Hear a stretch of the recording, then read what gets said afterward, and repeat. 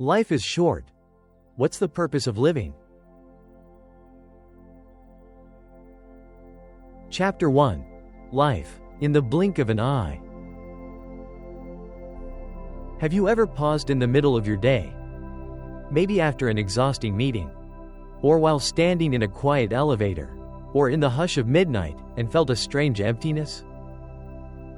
A quiet voice whispering from deep within. What is all this for? What am I really doing with my life? This question doesn't usually come when things are going well. It often arrives when we're grieving a loss, struggling with meaning, or simply caught in the strange weight of everyday life. That is when we realize how fast life slips away. A year vanishes like smoke. A decade feels like yesterday. Our parents grow old. Friends move away. Youth silently fades. We wake up one day, look into the mirror, and see a face that seems a little different from the one we remember. Birth, aging, sickness, and death. These are not poetic ideas. They are the pulse of reality. They remind us that this life, however vibrant or painful, is astonishingly brief. And in this fleeting space between birth and death, we're left to answer the one question that matters. What is the true purpose of living? Chapter 2. Impermanence, not a threat, but a teacher. In Buddhism, impermanence, anicca, is one of the most essential truths. Everything that arises will pass. Every sound fades. Every flower wilts. Every success and failure becomes a memory. Even our most intense emotions, joy, grief, fear, longing, all dissolve. But this isn't a reason to despair. The Buddha didn't teach impermanence to make us fear loss. He taught it so we could embrace life more fully. When we deeply understand impermanence, something in us shifts. We stop chasing what doesn't last.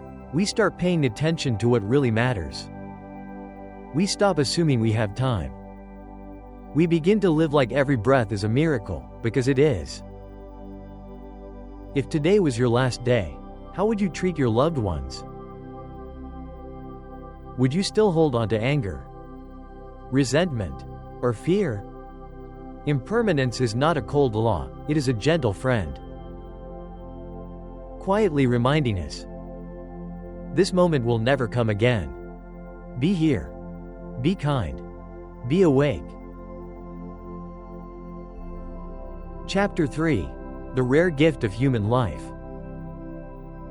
The Buddha once gave a powerful metaphor. He said, imagine a wooden yoke floating on the vast ocean. Now imagine a blind sea turtle that rises to the surface just once every 100 years.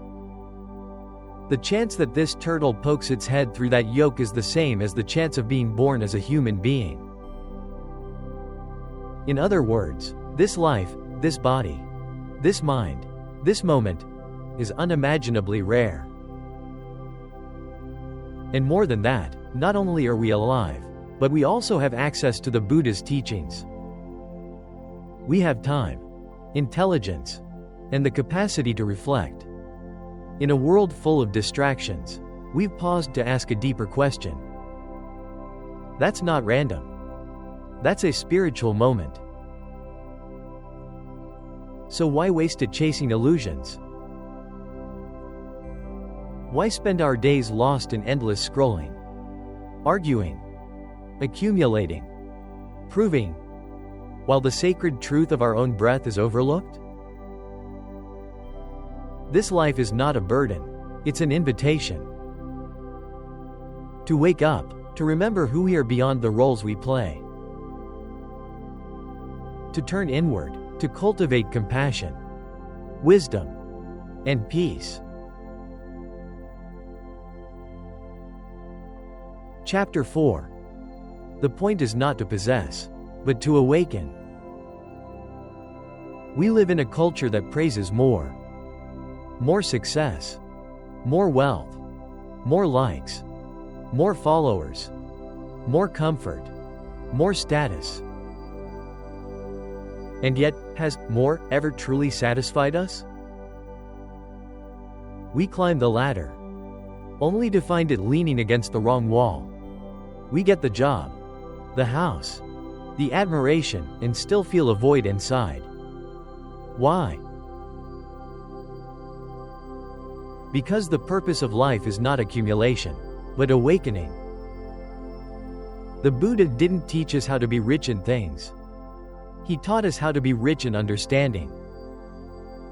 He didn't tell us to escape life, but to see it clearly. Letting go isn't about loss, it's about freedom. Freedom from clinging. Freedom from fear. Freedom from needing everything to go our way. You may own very little, and still be deeply content. You may own the world, and still feel lost. So what really matters? What do we carry when the breath ends? Only the quality of our heart, and the clarity of our awareness.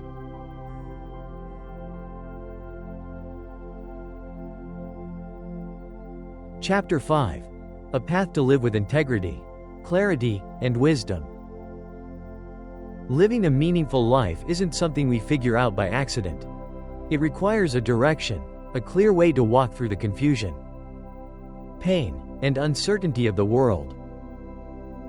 The Buddha offered such a path, not a set of rules to follow blindly, but a way of living that brings real peace and deep understanding. That path can be seen as 3 essential qualities. 1. Living with integrity. This is about the choices we make each day, what we say, how we act, and whether we cause harm to ourselves or others. To live with integrity means being honest, not taking what isn't freely given, respecting others, speaking with kindness, avoiding actions that cloud the mind or hurt the heart. When we live in this way, we sleep more peacefully, our relationships become more genuine. We no longer carry the weight of guilt or regret. Ethical living isn't about perfection. It's about intention, choosing to live in a way that doesn't create more suffering. 2. Training the mind. Our minds are often restless, full of thoughts, worries, and distractions. We jump from one thing to another, and rarely feel still. Training the mind means learning to focus, to stay present, and to find calm within the noise. This doesn't mean we have to meditate for hours. Even a few moments of quiet breathing, of noticing where we are and how we feel, can change the whole shape of our day. When the mind becomes steadier, we begin to see more clearly. We're less controlled by fear or craving. We begin to respond, not just react. 3. Growing in wisdom. Wisdom is not about how much we know. It's about how deeply we understand. We start to see that everything changes, feelings, situations, even who we think we are. We understand that clinging to things causes pain. And we recognize that peace doesn't come from outside, it comes from letting go. Wisdom grows slowly, like a tree. It's nourished by life experience, reflection, and a willingness to see things as they truly are, not just as we wish them to be. When we live with integrity, train our mind to be steady, and grow in wisdom, life becomes something different. It becomes less about chasing, and more about being awake.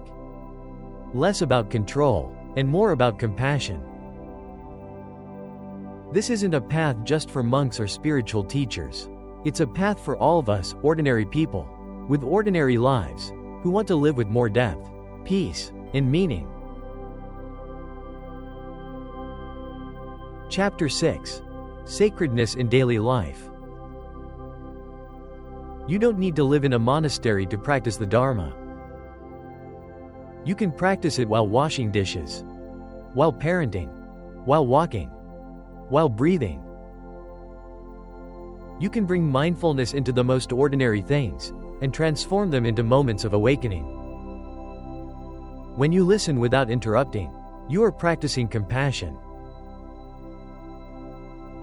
When you pause before reacting, you are planting seeds of peace. When you smile sincerely, even to a stranger, you are embodying loving kindness. This is the miracle of mindfulness. It turns the ordinary into the sacred.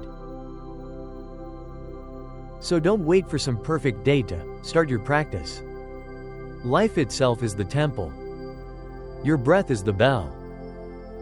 This moment is your cushion. Chapter 7. Living as if it truly matters. So now, let's return to the question. What is the purpose of life? Perhaps it's not one thing. Perhaps it's not a goal to be achieved, but a way of being to embody. Maybe the purpose is to wake up, to love more deeply, to serve without expecting, to walk lightly on the earth, to be fully alive while we are still alive. One day, we will die, that is certain. But today, we are breathing. We are here. And that is enough. So let's not wait. Let's not waste time on regrets or resentment. Let's live each moment like it truly matters, because it does. And if we forget, as we all do, let us come back. Gently. Again and again. Back to the breath. Back to the heart. Back to what is real.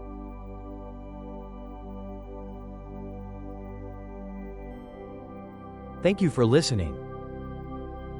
May your life be filled with clarity, courage, and compassion.